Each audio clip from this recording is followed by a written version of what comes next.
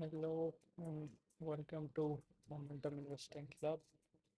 Today is 9th of September and I'm back with a new video. So today we'll cover the concept of look back period and momentum investing. Previously we covered rate of change and in rate of change the most important part is look back period. So today we'll go over look back period. So, like we already said, momentum is best calculated using a rate of change. Now, rate of change can be calculated over any period, let's say a week, a day, a month, a year, or decade, anything. You can set an arbitrary number as well 2 months, 3 months, 6 months. So, the choice is yours. Now, choosing the right periods is one of the most important things. If you choose a shorter period, let's say you just choose 1 to 2 months, you'll notice stocks ranking again falling, again ranking, again falling. There's a lot of churn that will happen in your portfolio, and you'll end up, and your transaction cost would end up multiplying. If you choose a longer period, you'd essentially lose out on, let's say, you hold a non-performing stock for too long, and yeah, uh, that's I would say bad for your returns. So the goal is to find optimum period which finds a balance between returns as well as does not increase your transaction cost by a lot. Here's the standard look back period that most use. It's a 12-month look back period. Why a 12-month look back period? Studies suggest it's a consistent performance where you find stocks which have been in a uptrend for consistent duration, and the turnover costs are in control as well. So you are not unnecessarily adding new stocks just because they rank every other month.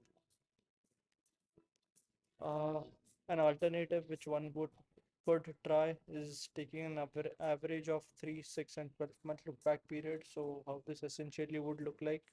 Let's say you calculate momentum scores for 3-month period, then you calculate the momentum scores for a 6-month period, and then you calculate similar momentum scores for 12-month period. And you take an average of all these three look back periods, which would be your final momentum score. So essentially you get weightage, equal weightage to all these three periods.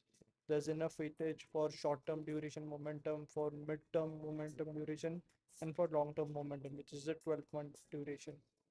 This is one way one could also get nice momentum scores using a combination of look back periods.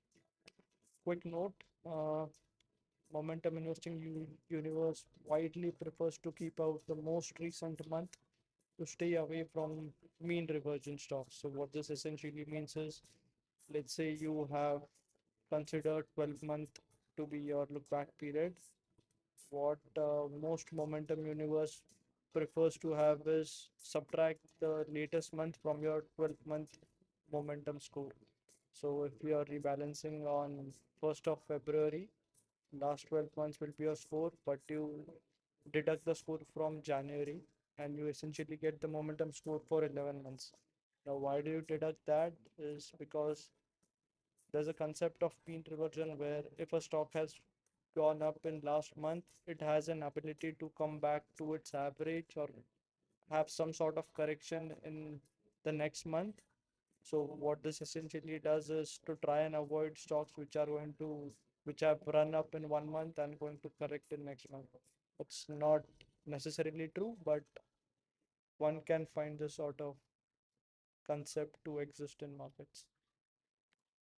So what's the best look back period? Depends. Like I said, you can, if you're looking for short-term momentum, go with 3 months. If you're looking for mid-term momentum, 6 months. For smooth, stable, proper momentum and industry standards, one can preferably choose 12 months. And there's again an option to choose an average out of the 3, 3, 6, and 12. So yeah, that's it for the concept of look back periods. Up next, I'll talk about rebalancing and a momentum portfolio. Since once your portfolio is ready, it's also important to make sure it is rebalanced and you are holding the right stocks. If you are interested to get more insights on this, you can check out momentuminvesting.club, where I share practical portfolio which I created using these principles. Uh, yeah, that's it for now. Thank you. Bye-bye.